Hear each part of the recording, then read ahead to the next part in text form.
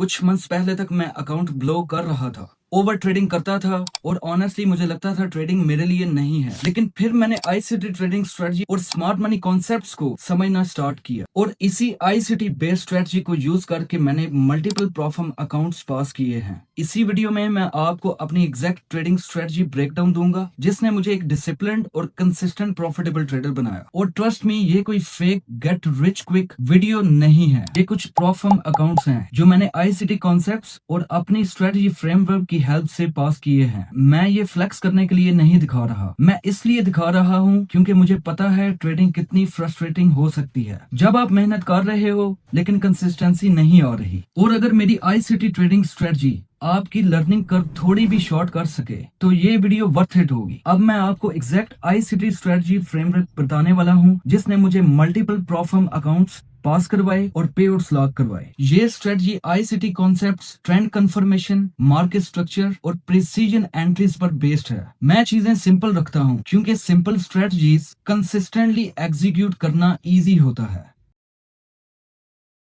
सबसे पहले हम बात करेंगे डेली बायस कैसे फाइंड करना है। जैसे कि आपको पता है कि हर स्ट्रेटजी में डेली बायस बहुत ज्यादा इंपॉर्टेंट होता है जिससे आपको बिगर टाइम फ्रेम से डायरेक्शन मिल जाती है कि आज के दिन आप बायर हो या सेलर हो। तो इसी तरह सबसे पहले अगर बुलिश बायस को आपने देखना है, अगर 10 EMA 20 से अबव है और प्राइस दोनों से अबव है तो इसका मतलब है मार्केट बुलिश है। नो ट्रेड जोन कौन सा है? EMAs टैंगल्ड हैं और चॉपी मार्केट है, इसका मतलब है कि आपने स्टे आउट रहना है। और उसके बाद सेल बायस में अगर 10 EMA 20 EMA से बिलो है और प्राइस भी दोनों से बिलो है तो इसका मतलब है मार्केट बेरिश है और आपने सिर्फ और सिर्फ सेल ट्रेड्स ही देखनी है। और बाय सिनेरियो में आपने सिर्फ बाय ट्रेड्स देखनी है 1 आवर टाइम फ्रेम में। बुलिश एग्जांपल में जैसे कि आप देख सकते हो चार्ट पे डेली टाइम फ्रेम है, ब्लू EMA 10 EMA है और रेड 20 EMA है। अगर 10 EMA 20 से अबव है तो इसका मतलब है प्राइस बुलिश है और अगर 10 EMA 20 से बिलो है तो इसका मतलब है मार्केट बेरिश है। हमने सिर्फ उस दिन या उन दिनों में सिर्फ सेल ट्रेड्स ही देखनी है 1 आवर टाइम फ्रेम में। अब आ जाता है नो ट्रेड जोन। जैसे कि आप यहाँ देख सकते हो जब EMAs आपस के साथ जुड़ रहे हो तो आपने ट्रेड नहीं लेनी, आपने इन डेज में मार्केट को अवॉइड करना है। लेकिन इसके साथ साथ मैं आपको कुछ और भी टिप्स दूंगा आगे आने वाली वीडियोस में जिससे आपको पता चल जाएगा कि कब आपने ट्रेड नहीं करनी। मैं आपको यही रेकमेंड करूंगा, आपने इस तरह की मार्केट में नहीं ट्रेड करनी, ये एक गुड कंडीशन नहीं है। इस मार्केट में आपने ट्रेड एग्जीक्यूट करनी है या इस मार्केट में। अब 1 आवर टाइम फ्रेम की बात कर लेते हैं। 1 आवर टाइम फ्रेम में आपने क्या करना है कि आपने बुलिश मार्केट स्ट्रक्चर देखना है। बुलिश मार्केट स्ट्रक्चर के साथ साथ आपने ये देखना है अगर 10 EMA 20 से अबव है और मार्केट स्ट्रक्चर बुलिश है, मार्केट हायर हाइज बना रही है तो इसका मतलब है कि आपने इस टाइम फ्रेम में अगर डेली और 1 आवर टाइम फ्रेम आपस में अलाइन कर रहे हैं तो आपने सिर्फ बाय ट्रेड्स ही करनी है। जैसे कि आप यहाँ पे इस पिक्चर में देख सकते हैं, मैं मार्केट स्ट्रक्चर के साथ साथ इस तरह ट्रेड्स को फाइंड करूंगा और मैं आपको क्राइटेरिया भी बताऊंगा कि कैसे आपने एंट्री लेनी है। अभी के लिए मैं आपको सिर्फ इतना बता रहा हूं कि डेली टाइम फ्रेम और 1 आवर टाइम फ्रेम दोनों आपस में अलाइन करने हैं। बेरिश मार्केट स्ट्रक्चर में अगर आप देख सकते हो मार्केट अगर लोअर हाई लोअर लो बना रही है तो आपने सिर्फ सेल ट्रेड्स फाइंड करनी है। और अगर इसको हमारी स्ट्रेटजी के मुताबिक देखा जाए, आप यहाँ पे देख सकते हो मार्केट लोअर हाई लोअर लो बना रही है और 10 EMA 20 से बिलो है तो इसका मतलब है मार्केट बेरिश है। इस वीडियो के आखिर में मैं आपको बताऊंगा कि आपने एंट्री कैसे लेनी है। अभी के लिए आपको बेसिक इन्फॉर्मेशन बता रहा हूं जो आपने देख नहीं है। तो सिंपल सी बात है, EMA अलाइनमेंट एज डेली बायस, फाइनल कंफर्मेशन डेली +1 और मस्ट वॉच, मतलब वही है अगर 10 EMA 20 से अबव है डेली टाइम फ्रेम में तो आपने same criteria 1 hour time frame में भी देखना है। सिर्फ फर्क इतना है कि 1 आवर टाइम फ्रेम में आपने मार्केट स्ट्रक्चर को भी साथ अलाइन करना है। बेरिश कंडीशंस के लिए भी सेम आप इसी तरह काम करेंगे। अब मैं आपको बताऊंगा कि आपने फिबोनाची कैसे ड्रॉ करना है। फिबोनाची ड्रॉ करने से पहले आपको ये बात समझ लेनी चाहिए, स्विंग हाई और स्विंग लो को समझ लेना है।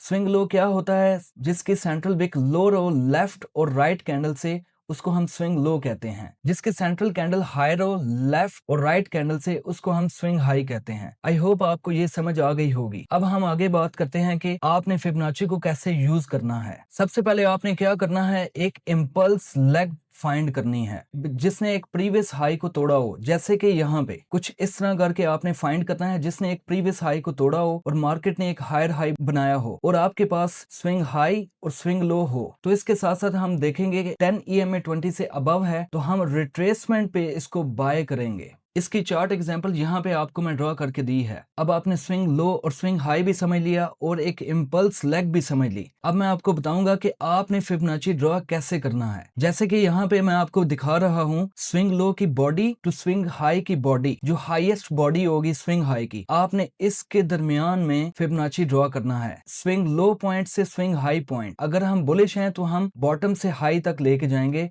फिबोनाची को, अगर हम बेरिश हैं तो टॉप से बॉटम तक लेके जाएंगे फिबोनाची को। मैं सिर्फ फिबोनाची में 62 एरिया यूज करता हूं, तो मैं आपको जब लाइव चार्ट पे एग्जांपल्स दिखाऊंगा तो आपको मैं इसकी सेटिंग्स भी बता दूंगा और आपने सिर्फ 0.62 एरिया यूज करना है। यहां से यहां पर आपने ड्रॉ करना है और आपने वेट करना है प्राइस यहां पे आए और यहां पे आपकी एंट्री क्राइटेरिया होगी और यहां पे आपका स्टॉप लॉस होगा और आपका risk to reward 1 to 2 risk to reward minimum होगा। अब जल्दी से बेरिश एग्जांपल समझ लें। सेम आप स्विंग हाई एक इम्पल्स लेग देखोगे और स्विंग लो फाइंड करोगे और वही क्राइटेरिया इसमें होगा कि मार्केट ने एक लोअर लो बनाया हो जिसने प्रीवियस लो को तोड़ा हो। तो उसके बाद आप यहाँ पे फिबोनाची ड्रॉ करोगे from top to the low. आप फिबोनाची ड्रॉ करके अगर 10 EMA 20 से बिलो है तो आप फिबोनाची ड्रॉ करोगे स्विंग हाई और स्विंग लो पे और उसके बाद वेट करोगे प्राइस 62 एरिया में आए और यहाँ से आप सेल करोगे। अब आपको मैं एग्जाम्पल भी दिखा देता हूँ जल्दी से। जैसे कि आप यहाँ पे देख सकते हो एक इम्पल्स लेग थी और मेरे पास एक स्विंग हाई था और स्विंग लो था और 10 EMA 20 से बिलो था। मैंने टॉप से बॉटम तक फिबोनाची ड्रॉ किया और उसके बाद वेट किया प्राइस रिट्रेस करे 62 एरिया पे।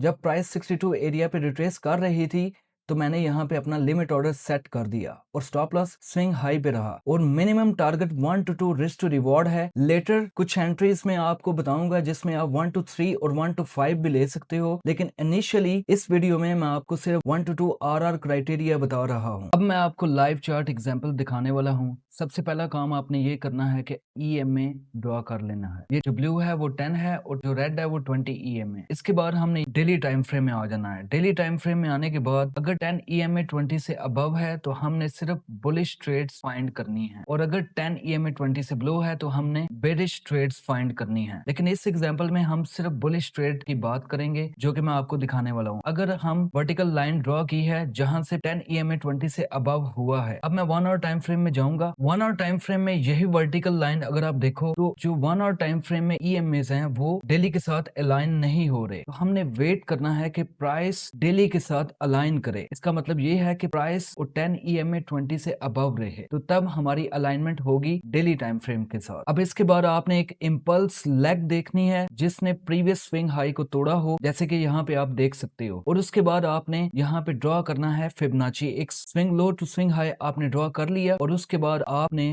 वेट करना है कि प्राइस 62 एरिया पे आए और हमारा स्टॉप लॉस स्विंग लो के और एंट्री हमारी रहेगी 0.62 एरिया पे और हमारा टारगेट मिनिमम रहेगा 1 to 2 रिस्क टू रिवॉर्ड। अब ये नेक्स्ट एग्जांपल है swing low to swing high, हमने मार्क कर लिया और उसके बाद हमने वेट करना है अपनी एंट्री का। आप यहाँ पे pending buy limit order use कर सकते हो और वेट कर सकते हो कि प्राइस 62 एरिया पे आए और यहाँ पे हमारी एंट्री होगी और यहाँ पे हमारा स्टॉप लॉस रहेगा और टारगेट हमारा 1 to 2 रिस्क टू रिवॉर्ड रहेगा। अब एक और एग्जांपल आपको दिखाता हूँ। हमने फिबोनाची ड्रॉ कर लिया from swing low to swing high और हमने वेट किया कि प्राइस 62 एरिया पे आए। हमने यहाँ से एंट्री ली और हमारा स्टॉप लॉस यहाँ पे रहेगा और हमारा टारगेट रहेगा 1 to 2 रिस्क टू रिवॉर्ड। ये कुछ बुलिश एग्जांपल्स थी। अब मैं आपको बेरिश एग्जांपल्स दिखाता हूँ। अब हम आगे हैं डेली टाइम फ्रेम में बेरिश एग्जांपल्स के लिए। अब आप देख सकते हो कि डेली टाइम फ्रेम में 10 EMA 20 से बिलो है और प्राइस भी दोनों से बिलो है। अब हम 1 आवर टाइम फ्रेम में जाएंगे और देखेंगे कि हमें इस एरिया में जब तक 10 EMA 20 से बिलो रहा है हमें कितनी ट्रेड्स मिली हैं। अब हम 1 आवर टाइम फ्रेम में आ चुके हैं और अगर आप यही वर्टिकल लाइन यहाँ पे देखो और प्राइस 1 आवर और डेली के साथ अलाइन नहीं हो रही, हम वेट करेंगे जब मार्केट इसके साथ अलाइन हो और मार्केट ने यहाँ पे ब्रेक ऑफ स्ट्रक्चर भी किया है और साथ प्राइस अलाइन हुई है डेली टाइम फ्रेम के साथ, क्योंकि 10 EMA 20 से बिलो है और प्राइस भी दोनों से बिलो है। जब इस तरह का सिनेरियो बनेगा तो तब हमारा क्राइटेरिया कंप्लीट होता है और हम ट्रेड एग्जीक्यूट करेंगे। अब यहाँ पे पे जो एग्जांपल है स्विंग हाई, स्विंग लो, और उसके बाद हम वेट करेंगे प्राइस